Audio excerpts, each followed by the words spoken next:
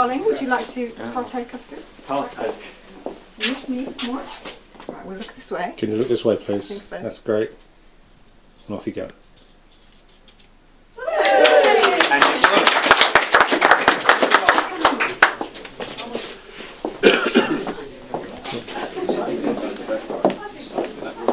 New territory. So our official grand opening, obviously the science team has been on here from day one. As soon as it was possible they were in here. But this is the official grand opening of the science laboratories, which have been in the planning for some time.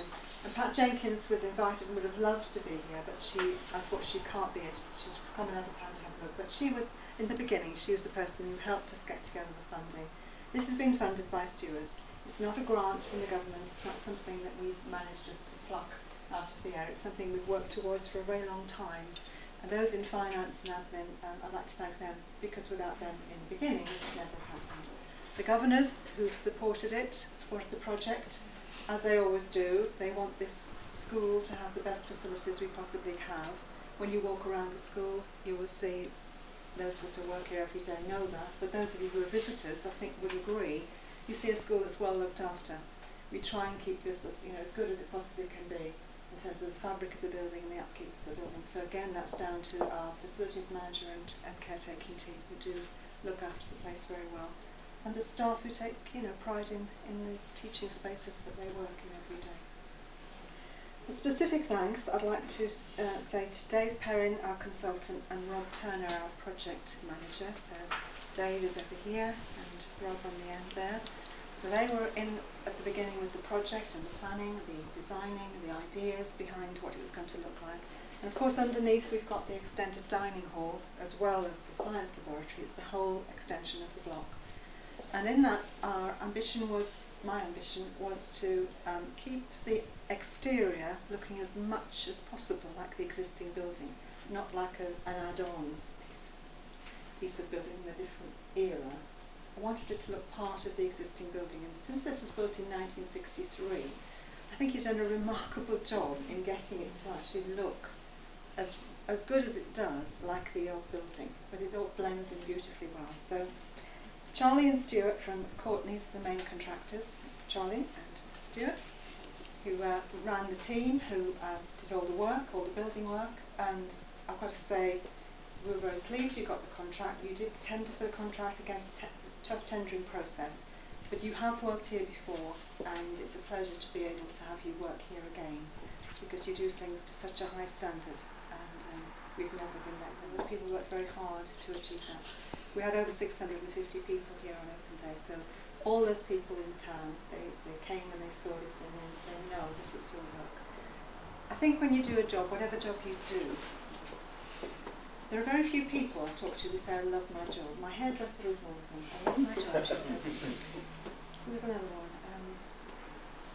Graham Nash from Crosby, Stills and Nash. I love my job. If you're a musician or you're an artist and you love your job, but there's an art in craft as well.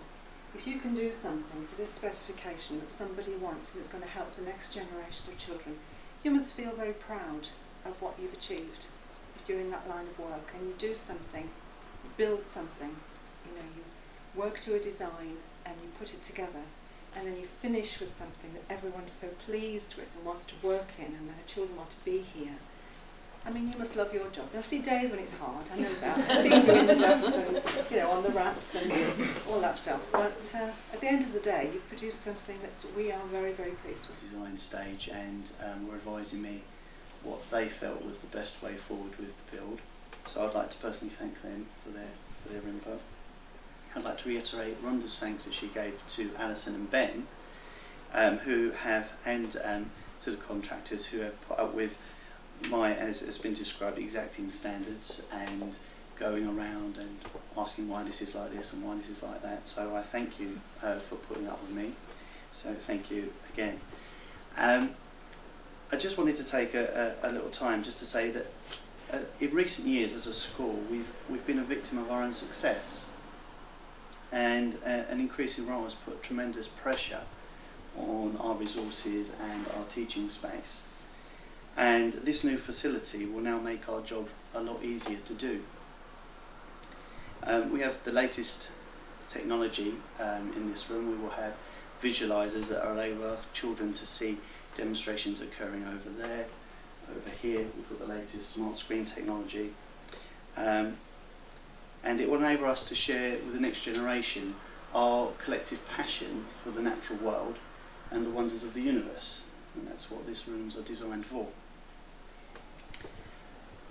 But I was reminded of something the other day, and considering all of this, there still exists a vast chasm between the haves and the have-nots.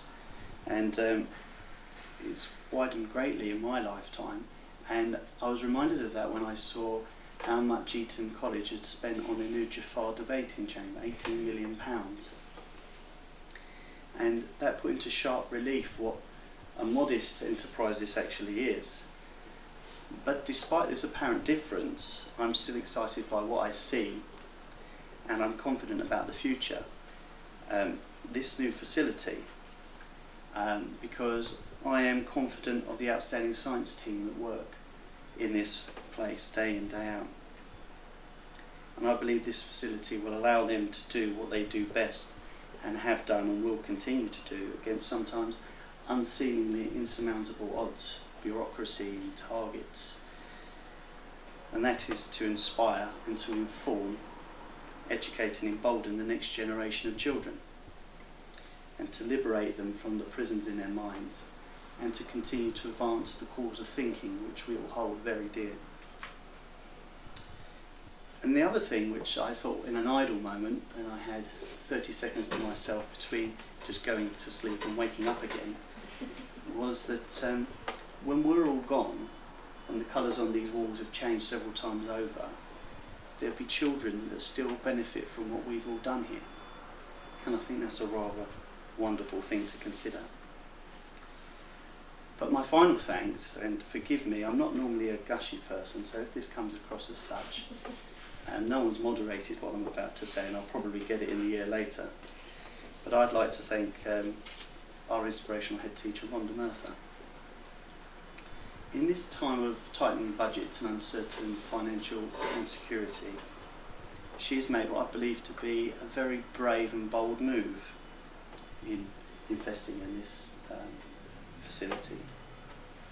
The cheapest and most expedient way forward would have perhaps been to buy some new porter cabins, although they themselves, as I found out, were not very cheap, but they would have been certainly cheaper than what we have here, and the children still would have been educated, no doubt to a high standard. But it says she's chosen to invest in the pupils of this school by allowing money to be spent on this building. And so not only has she invested in the pupils that we have here today, but she has invested in the pupils of the future. She has invested in this town. I feel she's invested in all of us. And so I cannot thank her enough for what she has done. I'd like to say thank you. That said, me being cheeky and greedy, I'll still keep on nagging her for improvements elsewhere. But that's for another day. So all that remains for me to say is to thank all of you that have been involved, and if you will, join us for a drink and a little something to eat in our other room that's next door. And thank you for coming here today. It's been a great pleasure to see you all. Thank you.